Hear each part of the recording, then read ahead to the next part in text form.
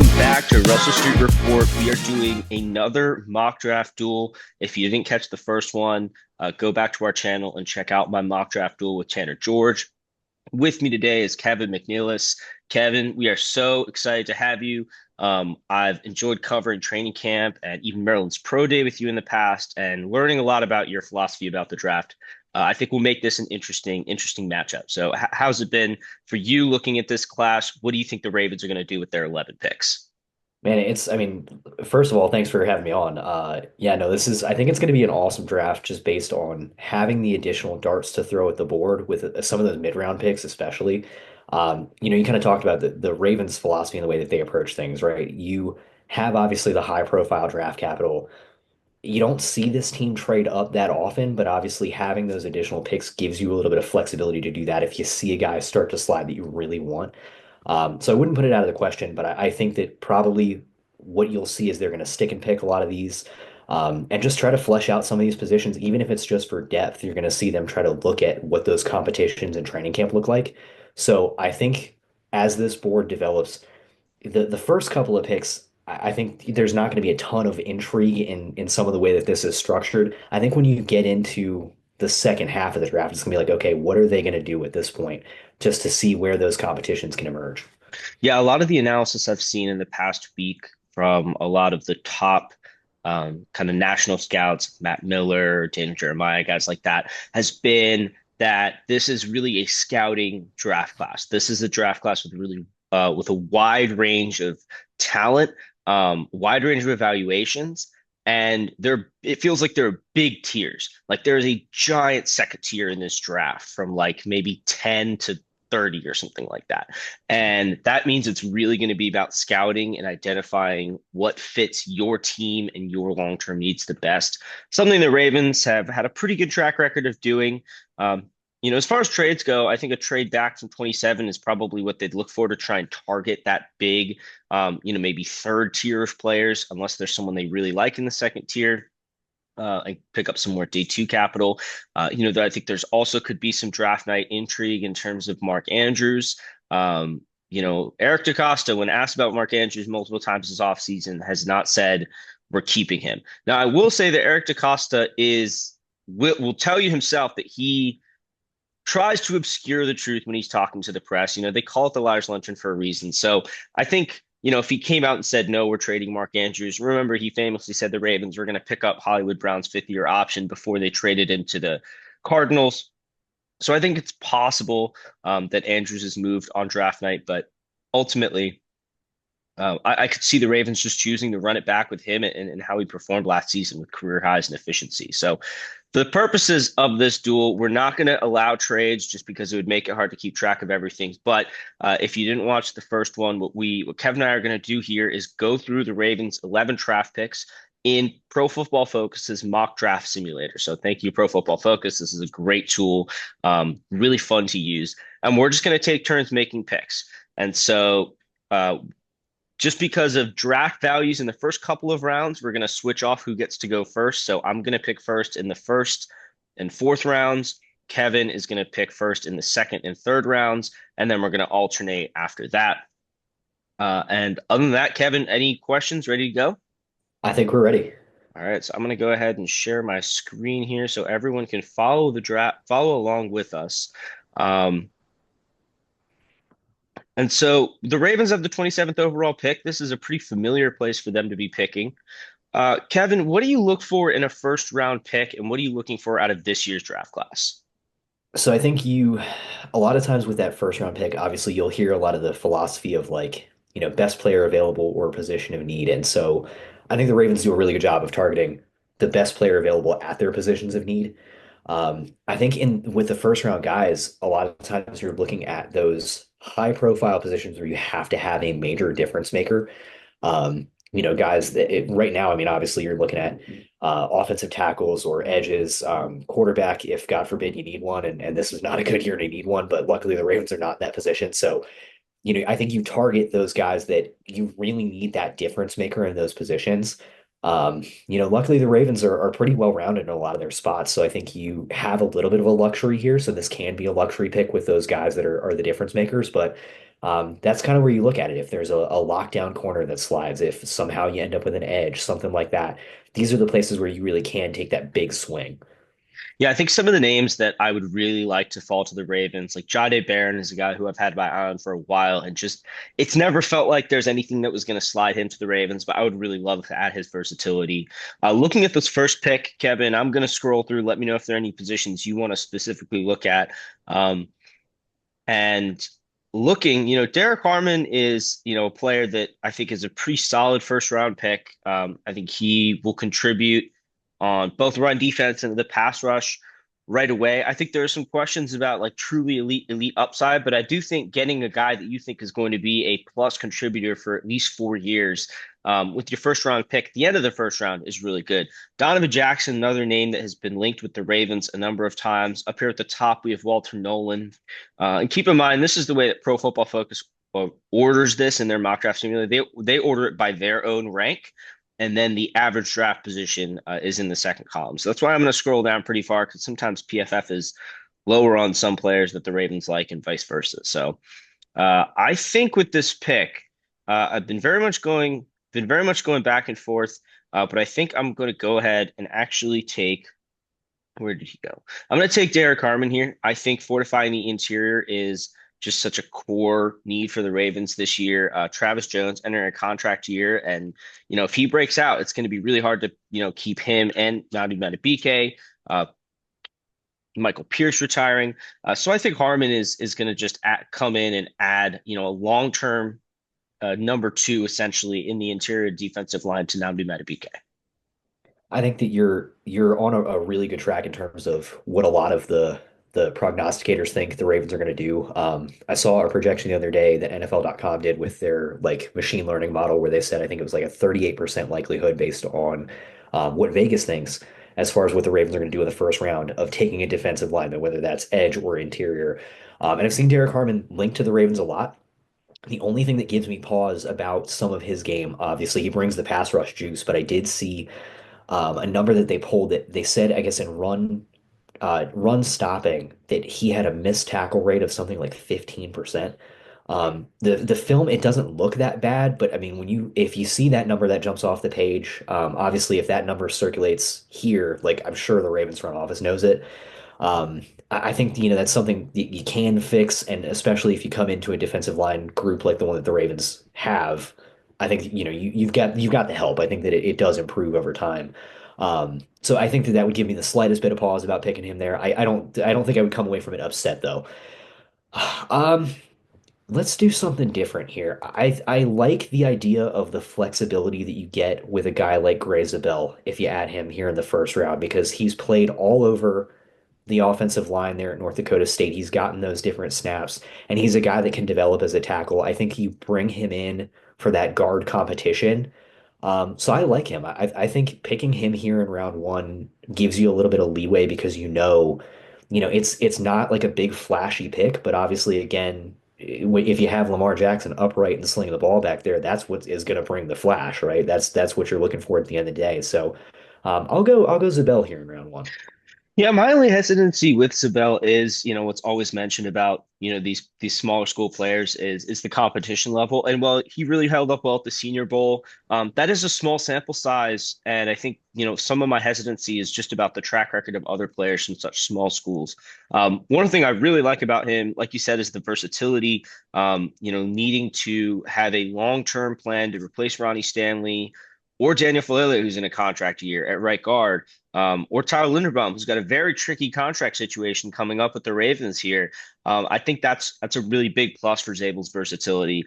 Just to keep things consistent, I'm going to add my picks into the simulator. I'm also keeping track of yours as well. As we move to the second round, I think one of the reasons interior defensive line, I think, was a priority to me in the first round is because I think there are a lot of players that I don't like the clusters of defensive linemen in round two. And I really wanted to get a really top talent at that position. Same kind of goes for edge, where I don't think the cluster of talent is going to be around where the Ravens are picking. So with our second round pick here, let me know what positions you want to look at. A number of players that have been linked to the Ravens, Benjamin Morrison, um, Andrew Mukuba, I think, is a frequent mock because the team feels like it needs a center field free safety. CJ West is an interior lineman that I really like. I'm actually not even sure he's going to be available at the end of the second round. And let me know if there are any specific positions you want to look at. Let's see the edge board real quick, because I think I know the way that I'm leaning, but man, a lot of those guys really flew off the board as far as Hmm. ones that I liked. So I think if we go back to the general board, part of the reason why I was willing to lean away from that interior defensive line in the first round was because, as you said, there's the different tiers. It is deep, and I think when you look at the upside of some of these guys, you have some potential to take some swings late. Um, as much as I like the idea of being able to develop a guy like a Jordan Phillips, who obviously you and I saw at the pro day, Omar Norman Lott sitting there at the top of the board is that's awfully tempting if he's sitting there. So I think I probably will go ahead and grab him here.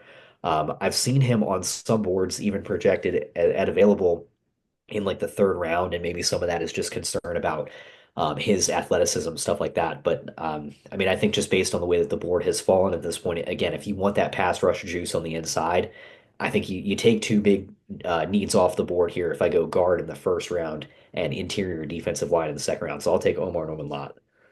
All right, so Omar Norman Lott for Kevin. As I'm looking through here, I think one of the things I'm trying to plan out, right, is the third round pick as well, and trying to think like what cluster of talent am I expecting to be available in the third round. I think I will probably wait to address the offensive line until the third round, and I'm going to take a player that I really like, and I'm not sure I've quite understood why he has fallen quite so far in kind of the overall draft consensus is Benjamin Morrison, Notre Dame cornerback.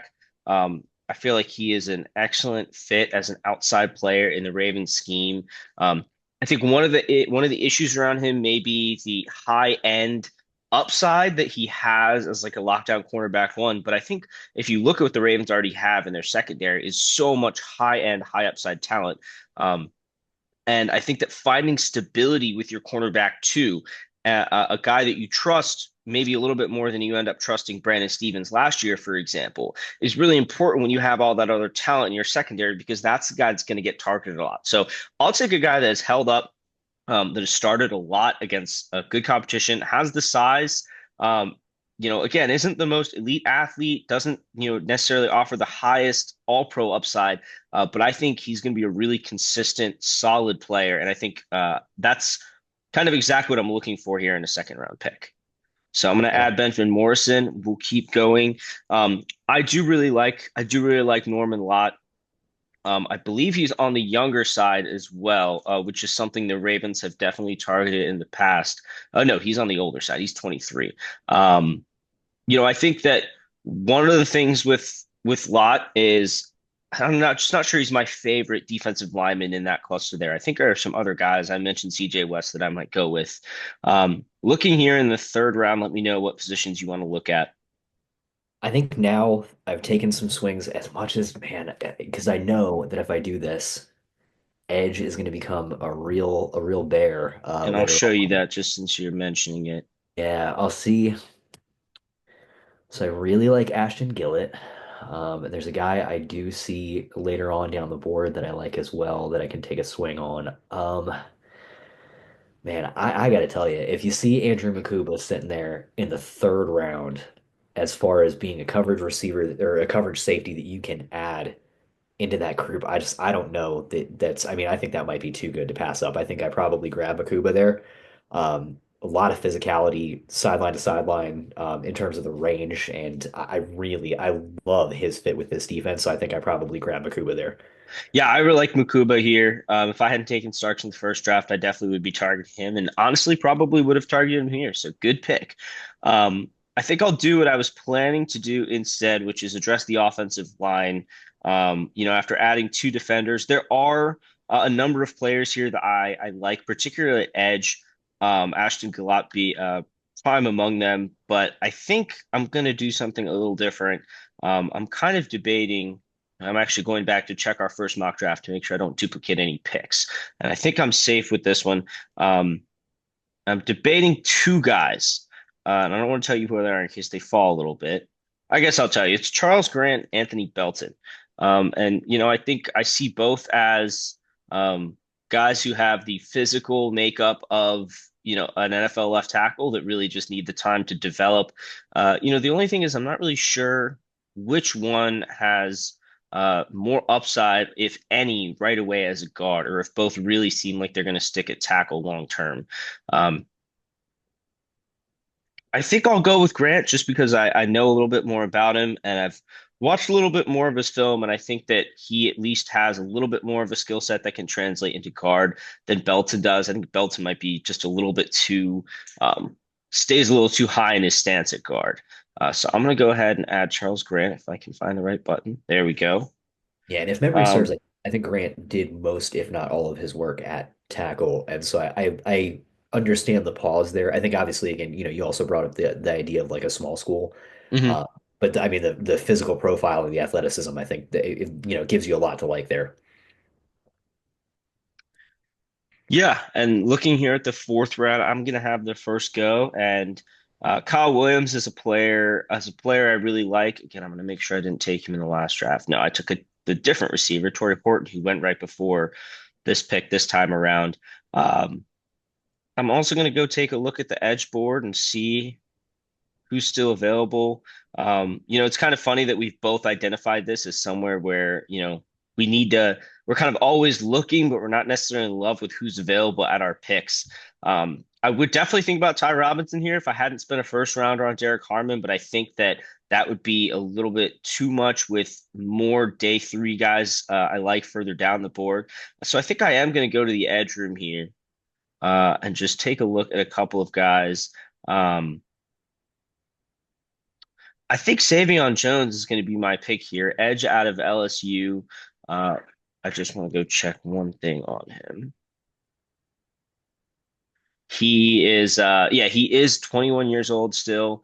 I think that he could be a really excellent player in Baltimore, particularly. I think he's a bigger guy who I think could have a little bit of versatility and maybe move a little bit towards the inside, depending on how he develops.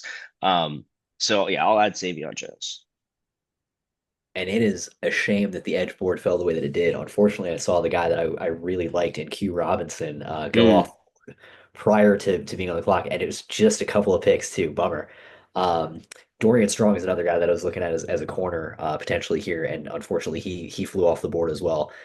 Um, man, because Savion I think is a great pick there. I think as far as the edges that are left, you're looking at probably the guys that have the most juice there. Uh, let's see the regular big board again. Um, yeah, I don't know that I like spending on a receiver this early. I think you probably do use a pick on a receiver at some point later, but I think just it's a weird position. Obviously, the Ravens are like they are pretty strong at receiver, and it's a weird thing to say.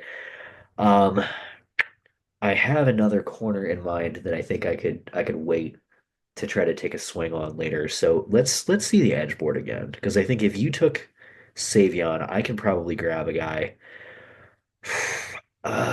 Who do I want there? Let's go Tyler Batty there. I All right. feel like, yeah, I feel like I like the idea maybe of a Powell Ryland later on. I do like some of his athletic profile. But I think at this point I've waited long enough to be able to address that edge position that I think I gotta grab somebody. Yeah, I think it's one of the tough things about this draft. I'm going to add Jones into mine here. I think it's one of the tough things about this particular class is that it really feels like the edge talent just drops off a cliff on day three. And maybe that's consistent every year because of how highly prioritized edges at this point in the league that, teams are just scrambling to take them in the first and second round. I feel like a lot of teams end up using at least one of their first three or four picks on edge rusher. So you are going to go first here in the fifth round, and we're going to just straight up alternate from here on out. Yeah, to your point about edges, my honestly, if I had my pick of the litter of guys that I've seen available um, in round one, I probably would go Ezeraku, but I see him going way before the Ravens end up on the board, and it's kind of a bummer because I would love to see him available. But okay, so let's see. I still need a corner. Inside linebacker is also a need, but I know that their board kind of down values a lot of the guys that are available that I do like. Um, let's see what the corners look like here, because I know that that's something that we still kind of are looking at. Man, I don't know. It's a little, some of these are a little rich for me to want to spend here. Um, and I do have my guy in mind that I would like. How about,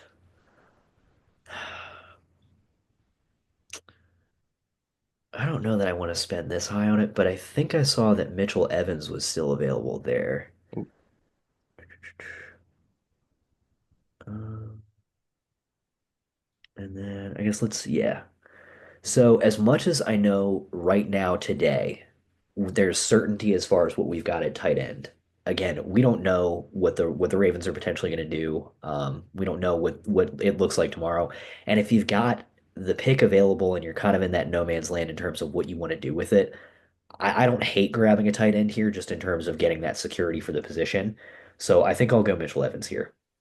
All right, so we'll get Mitchell Evans here in the fifth round. I'm gonna go take a look here. Again, Kyle Williams is a guy that's really, really tempting to me just as a um, I think as a pretty solid receiver. The Ravens don't have a ton of receivers under contract in the long term. And again, I feel like I've, addressed kind of the primary needs of the Ravens here. I think the other thing I could look at is taking a safety, like I mentioned. But again, there's no one in this immediate range that I'm really targeting. So I think I am going to go ahead and go with Kyle Williams here. It sometimes feels a little silly to take the players that are just at the top of the PFF board, but this is what I happen to really agree on. I think Williams is one of my favorite receivers that I actually really expect him to go on day two. I think that another team is going to look at his route running abilities and think that he could be a big piece of their offense. I think I mean, best player available, obviously. We sometimes see the Ravens do that at certain points. And again, I mean, if it's a position where you're not like in love with anything else, I mean, there's a lot to like there, so you go ahead and grab him. I did like Billy Bowman there as a safety, but obviously, if I had already taken one at that point, I think there's no need to double down at that position. I think right now, um, and Bowman's size profile, I think, also doesn't really match up with what the Ravens are looking for in that defensive backfield right now. So And I'm going to let you take a look at the board here. And this is what they're looking at. I think it's kind of interesting, just as an aside, that Tyler Show is still here um, as a quarterback who's getting. I mean, I'm not really buying the first round buzz, but I just kind of seems like a team's going to take a shot on day two or three. And I'm going to take a quick look at my picks so far. Derek Harmon in the first round, Benjamin Morrison in the second, Charles Grant in the third, Savion Jones in the fourth, and Kyle Williams with a compensatory pick in the fourth. The Ravens do not have their fifth rounder this year. They only have a comp pick, the last pick in the fifth round. Um, and with my pick here, I am think that I'm going to go with a double dip on the interior. And I think I'm really debating if that should be Ty Robinson, who I like, um, or Tonka Hemingway. And I'm going to go ahead and double check our last draft to make sure. I took Ty Robinson in our last draft, so I think that's going to make this decision a little easier for me. I'm going to go ahead and take Tonka Hemingway, defensive tackle from South Carolina. And the thing I like about him is that he offers some pass rush juice more than you would expect for a day three guy. I think he's a little undersized to be a true nose tackle. He's probably more of a 3 to 5 tech. Um, but I think that he has the explosiveness that could make him kind of a potential interior disruptor. I think he needs to develop a lot. Right now, a lot of his interior pressure comes from a good first step and kind of exploding through gaps. And he'll need to kind of refine his pass rush moves more in the NFL. But I think, between having good coaches and Chuck Smith on the staff and Matabike, who has really developed his pass rushing arsenal since entering the league, I think Hemingway has a lot of upside. I love that pick there. I am heartbroken that Connor Colby went off the board right before we went on the carrier. He's like, if I had to pick one guy as far as being like a draft crush for the second half of the second half of the draft where he's projected to go, I would have loved to come away with him here. Um, I do have a name in mind at corner. I don't know if he's still available. If you can go over there, because I Yep. know that that's a position that I have not addressed yet. It looks like he's still there. And even though it looks like it's a little bit of a reach based on what they have projected, I love Za Frazier. I love the way that he profiles. I have seen in terms of the numbers, looking at him next to Tariq Woolen, which I know is a lofty comparison, but the physical profile, the athleticism, and of course, again, looking at a guy that, is scouted, obviously not maybe against top tier competition, but if you bring him into the secondary where he's not expected to do everything and he has the time to learn, I love what he can bring as a developmental guy. So I think Za Frazier is probably my selection given the circumstances. All right, we'll put down Za Frazier for you. I'll select Hemingway in my class. And we'll keep moving on to here in the sixth round. The Ravens have the Panthers sixth round pick. They traded their fifth round pick with the Panthers for the Panthers sixth round pick in the infamous Deontay Johnson trade. Any positions here you'd like me to specifically look at? I can just scroll the big board as it stands right now. Ty Felton, who we also saw at Maryland's Pro Day. A number of receivers here that you could look at. Um, Emory Jones Jr. I think really he is a guard in the NFL, but I targeted him in our last draft. I would really like him in Baltimore. Man, there's a couple names that I just saw there that are intriguing to me. And like we talked about early in the draft, this is day three is really where you kind of your scouting department has to find your guys, not just Yeah, the talent, but yeah. the guys that you think are going to develop best and contribute to your system. I think similarly to what I like with Connor Colby, as far as as far as the athletic profile, I might go Jack Nelson here from Wisconsin. So I know he was a little bit farther down, but tackle there. And I mean, you're talking about a conference that does nothing but produce, high profile offensive linemen. And a guy that, again, I mean, we've worked, obviously you've seen, I'm sure Cole's work with, Cole Jackson, one of our guys who works with the offensive line film, and he loves Jack. I love, what he was able to say about him. And between that and then looking at kind of how he produced over time with an offense that did, somewhat underperform, but you talk about the competition that they were up against. I love Jack's ability to potentially become a guy that, becomes an every down offensive lineman somewhere in this league. Yeah, and I think on day three, I think I'm looking for either, kind of the developmental frame that I see or a guy that I think, can play multiple positions. And I think that, he has the frame that you're looking for. He's maybe not be, the most elite athlete, but I think he has the frame to at least be a swing tackle in the NFL. And, again, I think, we talked about he'll be a little bit high, he'll be a little bit like high waisted, I think, to be a guard. But I think he has the versatility in both his scheme and his and positionally that could move him around the offensive line. For my pick, this may be the easiest pick I've had all day. I'm going to take Alabama's Malachi Moore. Malachi Moore is not a traditional Ravens safety when you think of Kyle Hamilton or Darius Washington, guys who really get down in the box in the slot. Malachi Moore, to me, I don't know if this is a comp a really strong comp. I think it's just more a Ravens specific comp, ones that makes more sense to Ravens fans, is more of a Geno Stone deep coverage kind of guy. He is, Moore is not a great tackler. He's not a guy that you're going to want to match up, with tight ends or slot receivers.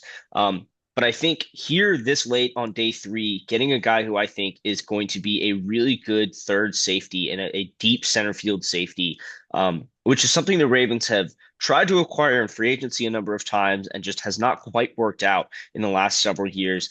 I think Moore is a guy who may not have the instant impact that I would be looking for in like a Xavier Watts, who I see in this mold as well. But I think he could develop, kind of like Geno Stone did, a fellow six rounder, into a third safety for this defense that could cover the deep parts of the field and really free up Washington and especially Kyle Hamilton to play those more versatile roles over the middle of the field and towards the line of scrimmage. That's who I'm going to slot in for my sixth round pick here. And now begins the rush with 203, 210, 212. Where again, like you said, it's just a chance to take shots and pick guys that you like. I'm going to give myself a refresh of my class so far. Adding Malachi Moore there, I think addresses all of the kind of priorities I had for this draft class was, adding, a few guy who I see as a future starter to the offensive line, adding a future cornerback two, defensive line depth, playmaking receiver, and an edge who, admittedly, I think, I would like to target edge earlier. And as I do more of these mock drafts duel, that's probably something that I'll start to prioritize. Uh, Over on my board, I will say, so just quick rundown. Gray Zabel, Omar Norman Lott, Andrew Makuba, Tyler Batty, Mitchell Evans, Zoff Frazier, and Jack Nelson. So a couple of the positions that it looks like I've kind of neglected, unfortunately, is inside linebacker and then wide receiver, and then potentially taking a late swing on a running back. Obviously, that's again not a priority. That's one of those things where you get a body in camp, you see what kind of competition you can get. But like you said, we've got several selections here late. So I believe that you are first on this one. That is correct.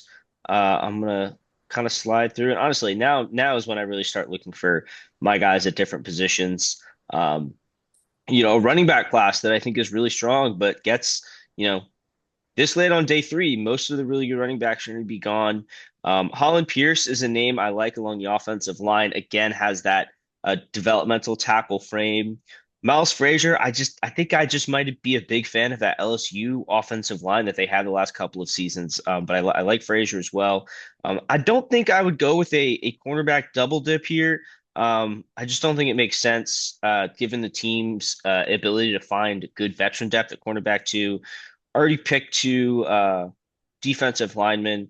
So I think linebacker could be a position here that I like. The Ravens had a small Monton Jr. in for a visit. I think he is the kind of athletic type that they would have to contribute on special teams right away and just work to develop in that linebacker room. I'm just going to take another quick glance through the positions to make sure this is what I want to do.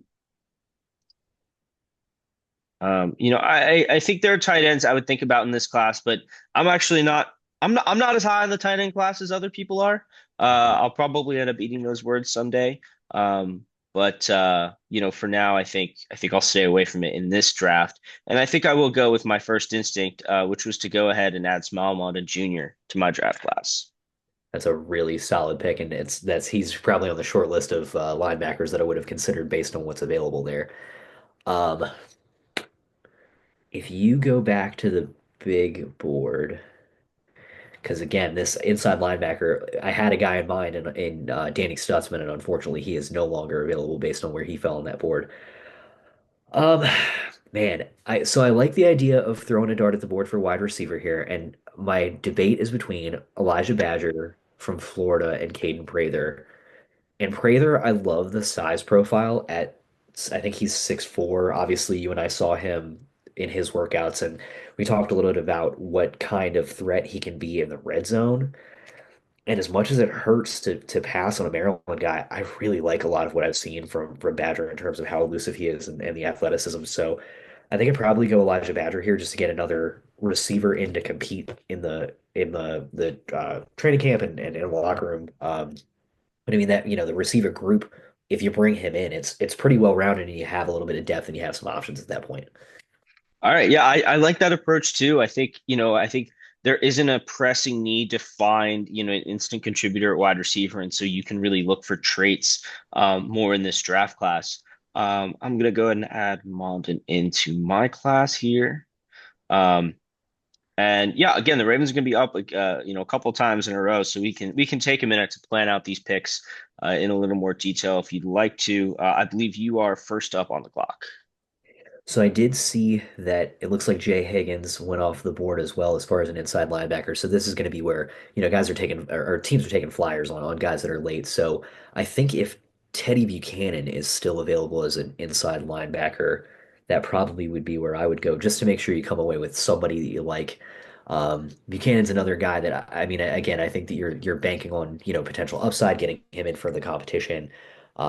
I don't love the fact that I waited to this point because I think again that is a position that you'd like to have a higher profile guy in. And I think that they probably spend a little higher. I think just the way that the board fell for this draft, I kind of like being able to come away here with at least somebody that I say, yeah, I feel confident with that.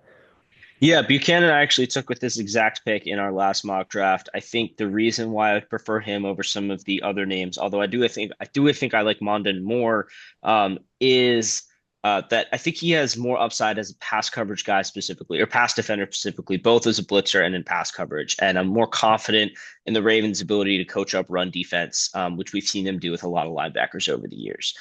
So for my pick here, I'm gonna go. I've thought about. I think before signing Cooper Rush, I was very much in favor of using one of these day three picks on Riley Leonard out of Notre Dame, just having a another runner, especially a guy that you could even maybe think about introducing like a tush push ask or having him do quarterback sneaks. Holland Pierce still on the board here. Miles Frazier, Dellinger, another guy from that LSU offensive line.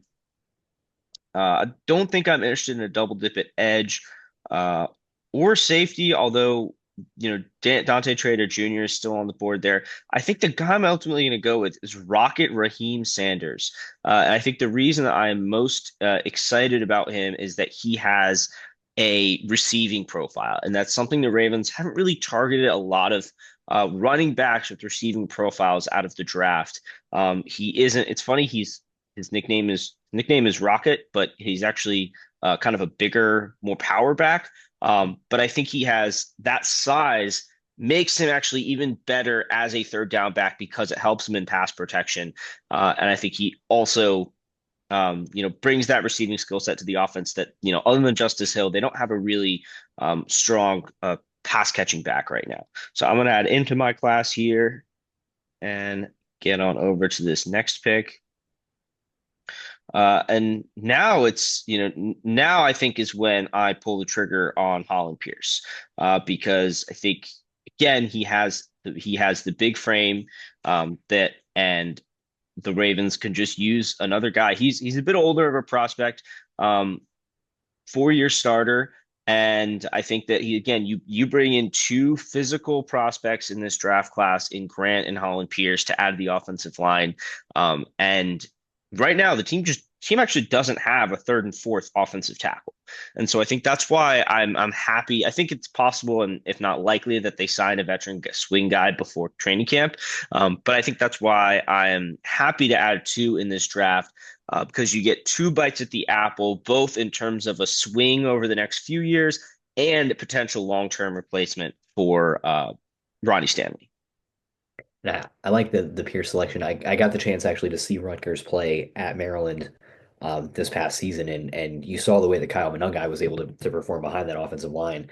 And that, I mean, that is a huge reason why he was so successful. I don't want to take anything away from his individual ability because he's, again, a guy that I would love to see wearing black and purple if the price is right. But yeah, no, Holland Pierce, I think, is a nice selection there in terms of, getting a guy that contributed to that overall production. Um, yeah, this would have been an area where I would have loved to kick the tires on a running back, and unfortunately, I got a little greedy and didn't take Jordan James at 203. I had considered that. He's a guy that's got so much burst. I love him. He's on my short list of guys that I would love to have. Man, yeah, I don't know about trying to double dip really in a lot of the positions that are here. And Um, this is the tricky thing about having so many picks and where these clusters end up. Uh I think that the Ravens, I could see them maybe double dipping at receiver, defensive lineman. I could actually see them double dipping at safety if that's a little bit of a hint at what I'm looking at with my last with what I'll be looking at with my last pick. Um, Cornerback, maybe. I think it really depends on what they think of Jalen Armour Davis's health if they want right. to double dip at cornerback. But I also think there's opportunity still to add another vet there, and they've done that in past years. Any specific positions you want to take a look at? We can go back to the running back board, and I guess just because I think that coming away with another body to compete in camp, there's never, I don't think a bad time. I don't think it's a bad time to do that. Donovan Edwards is a guy that obviously he had a high star and it kind of fell. Um, and I mean, it's similar to Rocket Sanders, where that's a guy that was projected for a long time as being one of the top five running backs I guess last season, and then over time between injuries and off-field issues, kind of fell. So, you're banking on upside there too. I like LaQuint Allen out of Syracuse, and so I think maybe you bring him in as just based on the options that are available. Because again, I think winning and passing on Jordan James, he profiles I think similarly. So I'll go ahead and take LeQuint Allen here. Yeah, I really like that pick. That I think is that is one of the other running backs I was thinking of when I was taking Pierce. Partially just as a guy who gets in the end zone. He got in the end zone a ton in college. And that was both as a runner and receiver. Again, I think we kind of are thinking the same thing, is looking at some of these guys and thinking, in this offense, there are a lot of guys who can thrive as runners. I'd love to find a guy who thrives as a receiver already and then gets kind of that boost from the Ravens rushing offense, that helps him contribute to the rushing offense, but then he can really be a pass specialist moving forward. So I really like that pick. I'm going to go ahead and add Holland Pierce to my board right here. And moving into the final round where you have the first pick, it's kind of, again, it's neat to see the Ravens have this many picks and wonder how they'll approach trades. You trade back, you get more picks, and while more picks is great, there is also a finite number of roster spots. And the Ravens already kind of have an idea of how many roster spots they think they have open, probably going into training camp. For me, I think if I'm trading picks, I'm trying to maybe package like the Ravens first rounder and one of maybe their fifth round comp pick for an early second and another day two pick or something like that, and add more capital where the talent is just so rich. And you think that this is something I've kind of talked about with a number of people, including PFF's Gordon McGuinness, about the upside of, should teams that have their quarterback and are looking to be Super Bowl contenders every year, should they prioritize high floor players, especially on day two, where that's your really typically your last chance to get high floor players? Is that something that a team like the Ravens, with limited cap space and a clear championship window, should be looking for as many guys as they can that are going to contribute over the course of those rookie contracts? With the seventh round pick, what would you like to look at here? I think honestly the writing is on the wall a little bit. I think you go over to kicker and you see, if there's a guy that you like based on the workouts that they've had, because I know that they hosted Ryan Fitzgerald. I believe there's been some conversation around Pittsburgh's Ben Sauls as well. Um, I mean, I think this gives you the opportunity, as much as like they're in a weird position with how unique it is. They're a contender right now. There's going to be some guys that are available, college kickers that don't get drafted that, they're going to get the opportunity to kind of get their pick of the litter for guys that want to go to a team that's going to compete right away. But I think if you have that seventh round pick and you have a guy that you really like, that gives you the chance where you can secure the guy that you want. So Fitzgerald, I know in large part, it's been between Fitzgerald and Sauls that I've heard kind of the consensus in terms of the guys that are trusted most. I'll go Fitzgerald just because I think he's got the stronger leg. I wouldn't be surprised to see them take Sauls. And given the proximity of the team, I'm sure that they've probably scouted him a little bit more. But I'll go Ryan Fitzgerald just to make sure that they secure a kicker on the roster. Yeah, so I think my thing with the kicker is uh, that I'm not sure I could point to any one of these kickers and really be that convinced that one of them is going to be the next starting kicker. And I think that's why I wouldn't use a draft pick on one. Now, if I'm Eric DeCosta and my special teams coaches come to me and say, this is the guy, whole different story. And I might even be willing to take him earlier in this draft. But I think instead, I'm going to go back and do what I was hinting at doing. And I'm kind of between a couple of guys here. Shiloh Sanders is just kind of funny to think about. What if he could one day, what if his brother gets drafted by the Steelers and Shiloh one day intercepts Shador? I think that would be pretty amazing. But I think who I'm gonna go ahead with is Dan Jackson out of Georgia. I think one of the things is he had a really strong pro day. There was a really strong feeling out of that pro day that, why wasn't he invited to the combine? He's a good tackler. He has a lot of experience as a deep safety. He'll compete on special teams.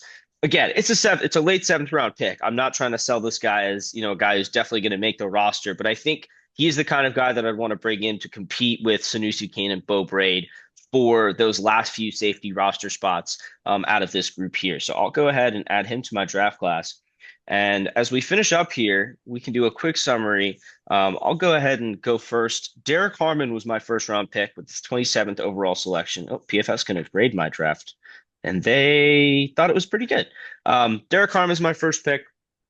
I just think that he has all the makings of a first round defensive tackle. Kind of like I was talking about earlier, I think his floor is relatively high as a day one contributor. I'm not sure he really has the potential to grow into being like an elite player.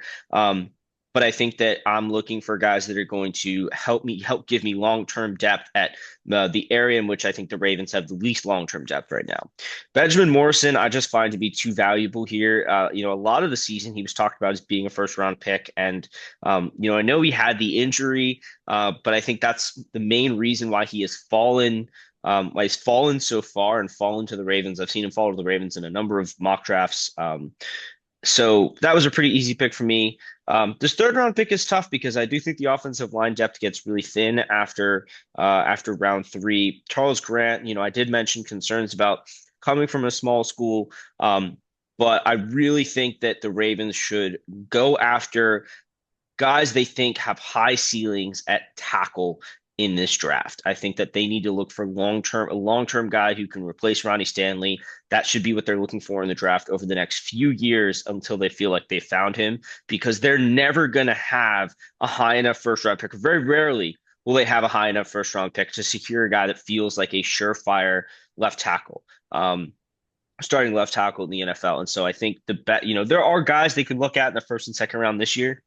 Um, but I think while you have other positions you like to prioritize, this is the kind of player you want to look at left tackle. Savion Jones, this was more because the edge board really slipped away from me, and I'm not as high on Jones as I was even necessarily on Adisa Isaac last year. I mean, again, I'm taking him later, so that kind of contributes to it. But I think that the Ravens will just need another guy to compete for snaps on the outside, partially because you're not exactly sure what you're going to get out of David Ojabo and Adisa Isaac this year. And so I think Jones has kind of the experience that I'm looking for to come in and potentially play a role as a rookie. Cal Williams, I really love. I just think he's a really smooth separator and a guy who is just going overlooked because of the school he was at, quite honestly. Tampa Hemingway is kind of an undersized, more explosive interior lineman. Not going to be a Michael Pierce nose tackle, and is really going to have to work on improving his leverage to hold up against the run in the NFL. But I do like his pass rushing upside. Malachi Moore is maybe my biggest sleeper of this draft class. As the league runs more too high safety looks, I think that Moore's like the ideal kind of deep coverage guy. He played a more versatile role in Alabama's first couple of years, but it was really this year that he looked the best in a more center field role. Small Mondon Jr. has, I think he visited the Ravens. The Ravens did a workout with him. Super athletic linebacker that's going to come in and be a special teams contributor on day one. And then you see where it goes. I think, these late day three picks, I very much see as guys who, if you can get them to be plus special teams contributors on their rookie deal, you've done a good job, realistically. Raheem Sanders, I think we kind of had similar approaches to our running back on day three, which is, I think, running backs naturally do well in the Ravens offense because of Lamar Jackson as runners. And so I think looking for guys, especially on day three, that have a little bit more of a pass catching profile is what I'd target. I already talked about, looking for a long-term left tackle when I drafted Charles Grant. Holland Pierce is another dip at that. The one downside with these guys is I'm really not sure about how much guard versatility they have. But I also am pretty firm in believing that the Ravens aren't super interested in adding to their guard room this year. I personally think they would like to stick with Voorhees and Falele and see them developing even more this year. But with my last pick, I went with Dan Jackson, safety out of Georgia. Kind of a day three double dip at safety here, just because I didn't get one of the premier guys. And again, looking for coverage profiles, I think Dan Jackson fits that. I gotta say, there's a few guys in there. Yeah, obviously, you mentioned Malachi Moore being a huge sleeper for you as a guy that you're very high on. I love a lot of the picks that you came away with, honestly. I think, Savion Jones, again, if you're banking on that being the difference making edge rusher that you bring in, you don't love that, but you love getting him there. I think it's kind of similar to The situation with TJ Tampa last year, where he's a guy that you didn't think would be available in that position.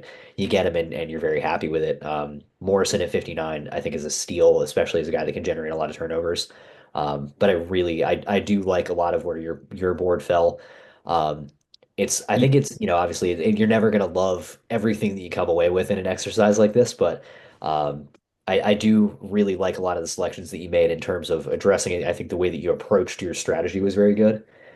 Yeah, I Um, think Jones, again, he's not going to be a difference-making edge rusher, but I think what jumps out to me about him is that he's 21 years old and he played for the last 4 years. And so I think there's a lot of experience that you can rely on, but there's still a lot of untapped potential that you can try to find. And I think, looking again at this fourth round pick, it kind of reminds me of when the Ravens took Tavius Robinson a couple years ago, who I wasn't a huge fan of because some of the talk at the time was that they were going to try and flip him inside. And I really only liked him as a linebacker. And he really is a long-term outside linebacker, edge three. I'm not sure he's ever has the upside to be an impact starter. But I think Jones kind of similarly profiles as a guy who, in a year or two, you're going to trust to be your third edge. And that's going to save you, quite frankly, a lot of money. I'm going to stop sharing your screen and let you go through your class here. Good deal. All right. So, round one, I went Bell out of Dakota State, viewing him more as a guard than as a tackle there, but obviously you get the versatility early on. Omar Norman Lott at defensive tackle in the second round out of Tennessee. Again, I've seen him available later. I just think that based on the way that those interior defensive linemen were flying off the board, I like the fit. I do think that he would be a nice selection there. Andrew Makuba in the third round, probably one of the better ones that I landed in terms of the value for where he landed for the player. But that's safety out of Texas. Round four, you get into edge. I got Tyler Batty out of BYU at 126. Went Mitchell Evans at tight end at 136. Again, I think that is kind of dependent on the situation with Mark Andrews and how you view the future for that as far as whether or not they would spend that high. Zoff Frazier at 176 corner out of UTSA. Really like him. He's on my short list of guys that I love for the back end of that draft. Jack Nelson, offensive tackle out of Wisconsin at 183. Again, another guy that I really like in terms of being a potential late round guy to develop. Elijah Badger, wide receiver out of Florida at 203. Teddy Buchanan, inside linebacker out of Cal at 210. Syracuse running back LaQuint Allen at 212, and then went with a kicker, Ryan Fitzgerald, out of Florida State at 243. Again, just to secure a guy for the position. Again, that's sort of operating under the assumption that um, the resolution of the situation with Justin Tucker is they move on and then they decide that they want to go after a rookie kicker there. To your point, obviously, about pursuing potential options there. One of the benefits of the UFL being a thing now is that that's another potential option for kickers, especially. We saw Jake Bates, who was in the building last year and unfortunately did not land on the roster. That would have been a very nice addition now. But special teams is one of those things. When you look at your specialists, it's kind of a crapshoot. But I think these guys in the building, they know obviously a lot more than we do in terms of those projections on how they view them as fitting into this system. So a rookie kicker coming out of college, you may or may not take a flyer there, but I think just depending on again what they know inside the building for what that resolution might look like. If they love a guy, I think that they might try to take him with that last pick just to make sure they secure him. Yeah, like I said, I think if there's really a player that the special teams, coaches come and special teams coaches and scouts come to and come to me as general manager and say this is our guy, then I think that's a whole different story. But none of the guys really profile as that to me because I just don't know that much about kicking, to be quite honest with you. I would be picking solely based on statistics. And obviously, I don't think that's a fully sound approach to using draft picks. So a lot of things to like about your draft class, particularly Makuba, really popular Ravens mock because of the need to have a free safety that can free Kyle Hamilton to play more underneath. And Teddy Buchanan, like I mentioned, I think it is a passing league, and so I think even when you invest in the off-ball linebacker position, it's good to look for guys who have passing down upside. So, Kevin, thanks so much for joining me on this mock draft duel. We will be having a couple more of these before next week's draft. So, thanks so much for tuning in, and be sure to catch the next one. 1, 2,